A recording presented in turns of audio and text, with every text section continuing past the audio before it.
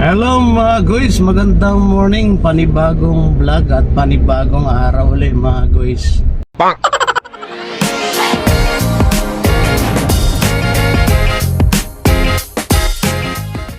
So ayan, pasok ulit tayo sa trabaho natin mga guys. Kahapon dun sa vlog natin, hindi ko kayo dinala doon sa pagpasok ko sa trabaho kasi medyo baka mabidyoan natin yung mga kasama natin na baka bawal, no? Alam nyo naman dito sa Middle East, especially dito sa Saudi Arabia, medyo ingat-ingat lang po tayo, no? Katulad nung isang ibang lahi, no? Binidyoan niya yung trabaho niya, yung sa funeraria, no? So yun, malaking multa nun. Kaya yun, mahirap na sa mga vlogger ngayon dito at ingat-ingat. Kaya ito mga guys, dito lang tayo mag vlog sa natin, sa loob ng sakyan natin. Ayan. So una sa lahat mga guys, magandang morning pala, magandang morning. Pagpalain kayo ni Lord kung saan man kayo naroon. At sa mga nakapanood ng video sa tanghali, ay magandang tanghali sa inyo mga guys. At kung napanood nyo itong video na to ay gabi na, ay magandang gabi sa inyong lahat dyan mga guys. So ayan, ito pa rin yung dinadaanan natin pasok sa trabaho. Ayan. So sa mga driver natin dyan, siyempre ingat-ingat mga guys. So bago mag-drive, no, bago paandarin yung inyong mga sakyan, ay siyempre unahin muna ang Lord. So, manalangin muna, hingin ng gabay at protection para iwas tayo sa disgrasya, di ba mga guys? Okay ba? So ayan, habang gumagawa tayo ng video na ito mga guys, ayan, kausap din natin si Mrs. sa kabilang linya. Sa kabilang linya. Kasi dalawa yung cellphone ko. Yung isang cellphone ayun, nakakonect kay Mrs. So itong cellphone na isa, itong ginagamit natin guys, itong yung Honor 5G. Ayan. So yung camera na application na ginagamit natin ay yung multi-video. Ayan. Ganda pala yung ganda ng camera na to na may multi-video. Ito yung Honor 90 5G pala mga guys. Ayan. At nilagay ko na rito sa harapan para hindi maingay, kasi pag nandito sa may nakapatong sa may Tesla head unit natin, nakatapat sa aircon kaya yung pagkaspas ng aircon natin, yung hangin ay narinig nyo. So ngayon nandito siya sa aking harapan. Ayan, kitang-kita nyo naman guys, at narinig nyo ng malinaw na malinaw siguro yung ating audio. Ayan.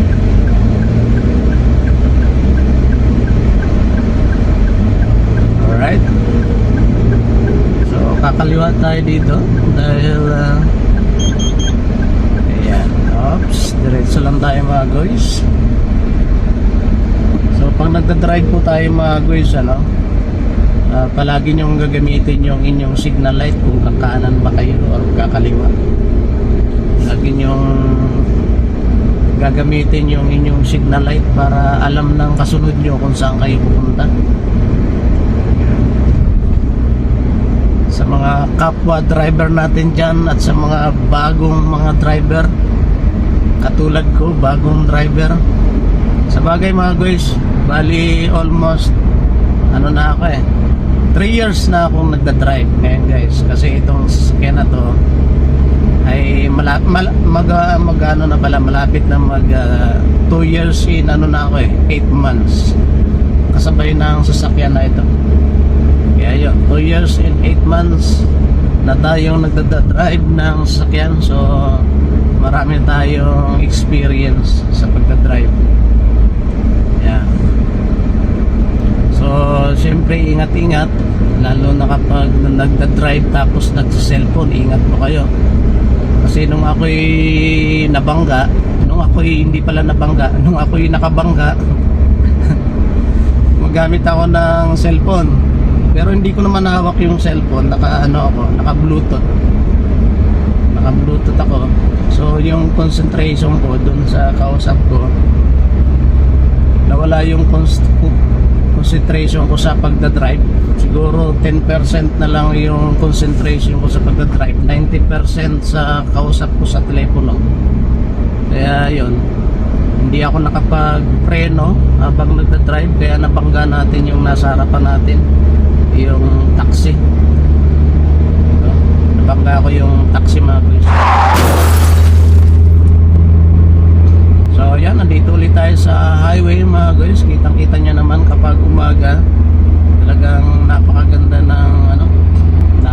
ng kalsada at saka maluwag, kasi nga palabas tayo ng Riyadh. Sa kabilang side, yan, papasok ng Riyadh dyan, kaya traffic dyan, marami sakyan. Yan, diba? At siyempre, maganda ang umaga dito sa Saudi Arabia, maganda ang morning dito kasi napakaganda ng sikat ng araw, maliwanag na maliwanag, mga guys.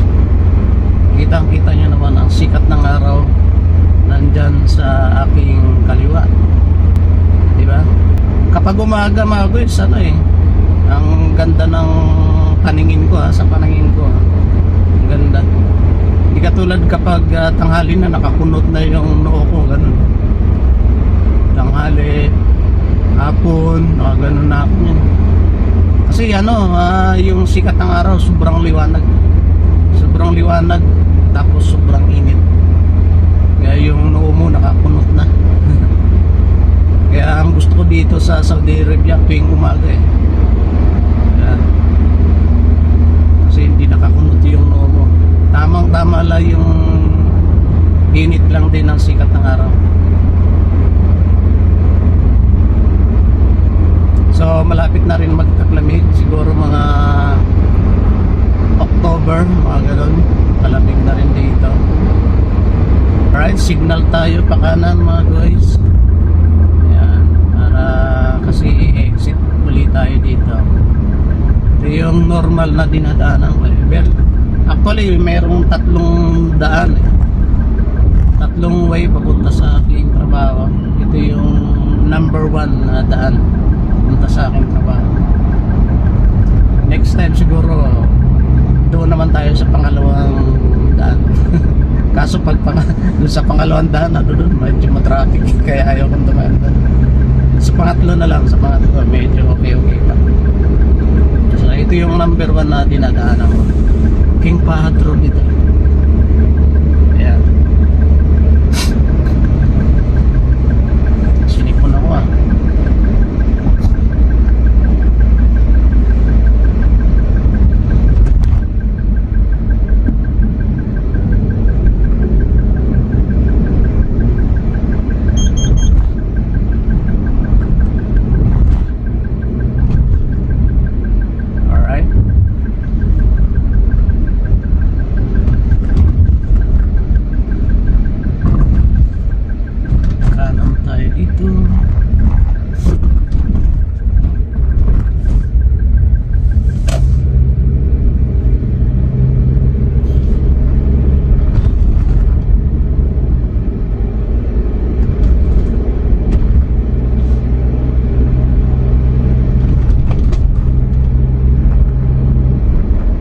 linaw ng kuha ng video ng Honor 5G na to, 95G. Oh, hindi linaw.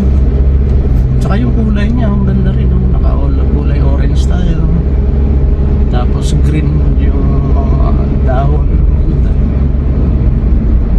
Mas maganda siguro kapag nasa probinsya na, maganda ng tanawin sa umaga,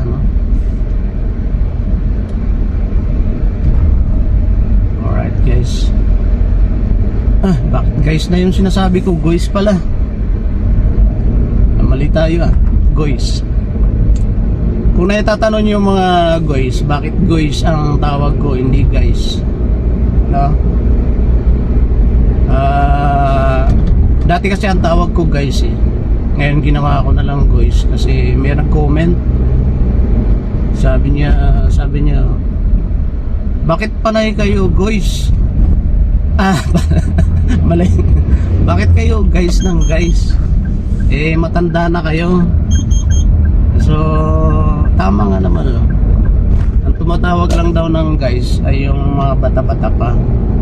Eh matanda na tayo, dapat hindi na raw guys yung tawag. Kaya yun, ginawa kong guys. Kaya yun mga guys, pasensya na ha. Okay naman yung guys eh. Sinerge ko yung word na guys sa internet. Ang ibig sabihin ng guys ay guys.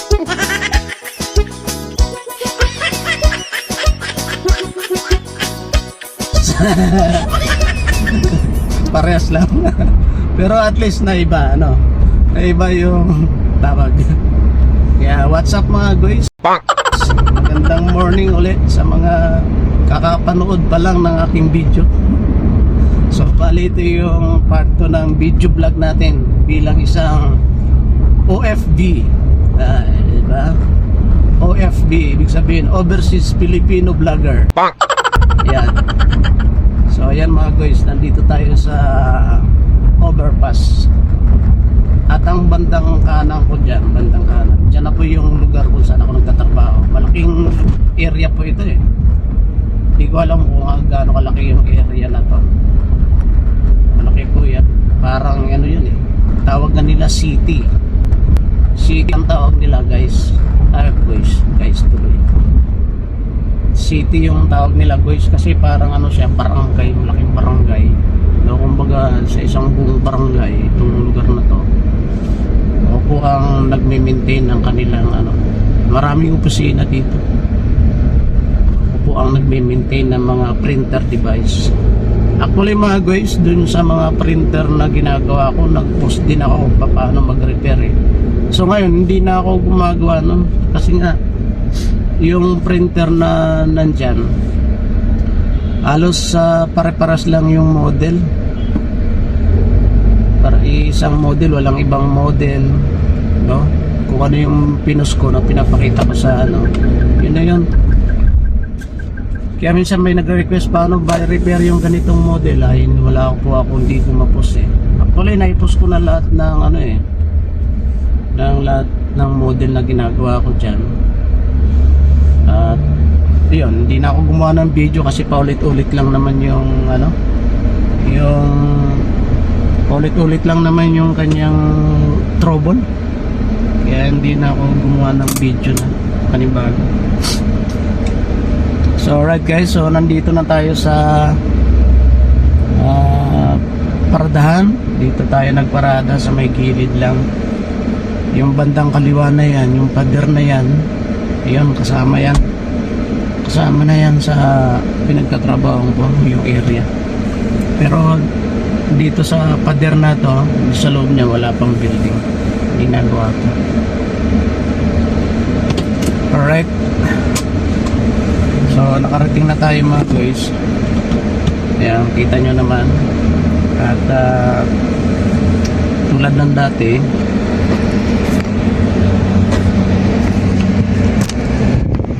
dati, ayan, lagi natin ginagamit yung ating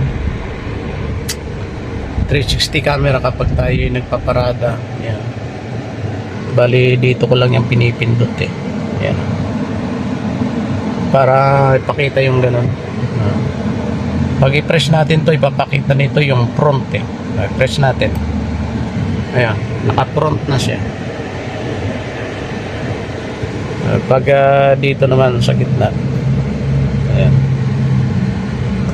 sa gitna ito yung ano, ay sorry, pag sa gitna pinapakita niya yung ano, left and right.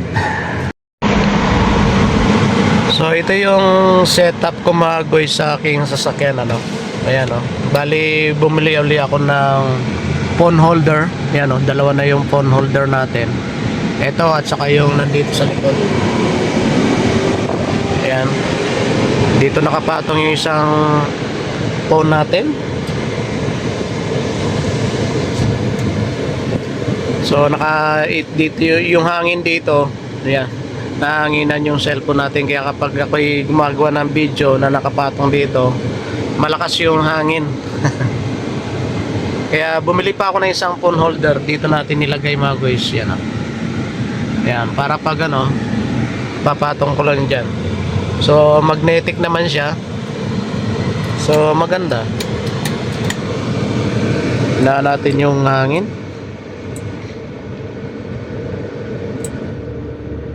Off na natin. So meron lang ako napapansin dito sa aking sasakyan mga guys, kung sa mga naka Toyota Rush dyan, ito yung loob ng sasakyan ko. Kahit na i-vacuum ko to, linisan ko to, ang napapansin ko lang dito, laging may alikabok, no? Sa bagay maalikabok talaga dito sa Saudi Arabia, no? Pero maalikabok, tingnan nyo yan, nakikita nyo yan guys, ayan, daming alikabok, di ba? Yan, kita nyo naman, ayan, ayan, alikabok. Nagtataka ako kasi sarado naman tong sakyan natin, sarado naman, pero ang daming alikabok, Hindi ko alam kung saan yan, saan pumapasok. Ang daming alikabok, di ba? Yan, Yan, maglilinis na naman ako niyan, Ayan, tingnan niyo guys,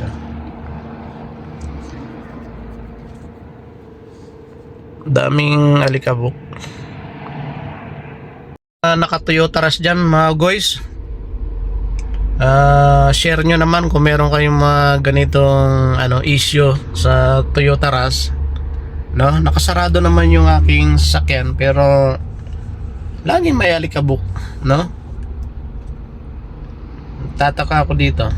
Kaya yon, comment lang po mga guys sa mga naka Toyota Rush dyan kung ganito rin ba yung nangyayari sa inyong sasakyan, kasi nagtataka ako, nakasarado naman tong sasakyan natin pero may mga alikabok na pumapasok, So ito lang yung issue na nakikita ko dito sa aking sasakyan. Yan, maglilinis naman tayo nito. Bilis, alikabok, di ba? Alright, so pakita ko lang sa inyo mga guys. Yan, ang temperature natin ngayong umaga is 38. Yan, 38 degrees Celsius. Tingnan natin yung ating ayun, nakaka 27 kilometer na ako mga guys. Bali na na to itong sakyan na to ay malapit na siyang na siguro mga 2 years and 8 months itong sakyan na to. At ang tinatakbo natin ay nasa 27,000 kilometer. Yan yung tinatakbo ng sakyan natin.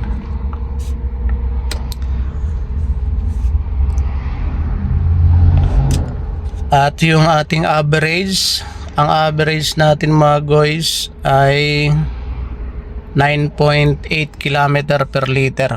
Ayan, yan yung average ng natin, ng gasolina, 9.8 kilometers. Dati 10 yan 10 point something or 11 sometimes. Pero ngayon naging 9.8. Kaya naging 9.8 yan dahil sobrang init. Talagang gumagamit tayo ng aircon palagi, Talagang hirap na hirap din yung aircon ng magpapalamig dito sa loob. Sa hapon umabot siya guys ng ng 47, 49 yung temperature. Yan. At ito yung surrounding ng aking pinagparadaan dito. Ayan. Yan yung surrounding. Ayan, dito tayo sa may pader. Yan, may puno-puno dito. Alright, so hanggang sa muli mga guys, magkita-kita na lang ulit tayo sa next video. Mabuhay po kayo at God bless po sa inyong lahat. Peace.